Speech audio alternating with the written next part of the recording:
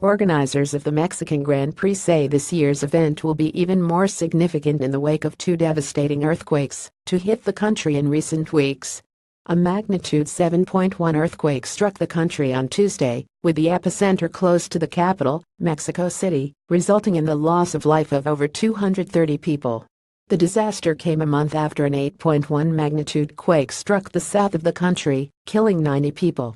The Mexican Grand Prix will take place at the end of October after two separate inspections were completed, with no damage detected at the Autódromo Hermanos Rodriguez, located in Mexico City.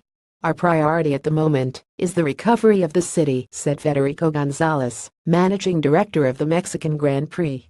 "We are united with the individuals and families affected by this situation.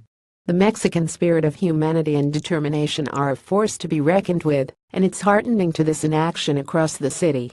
As demonstrated during the two most recent editions of the Mexico Grand Prix, when the Mexican people come together, we achieve incredible things. At this moment, we are all united and working together, making sure we get through this. We want to reach out to the international community and seek their support over the coming weeks and months. There are lots of ways people can help. We deeply appreciate all the support and affection already demonstrated from all over the world.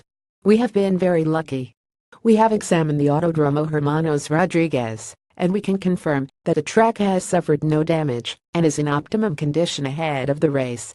Force India's Sergio Perez has pledged over £100,000 to a relief fund set up in the aftermath of the earthquake.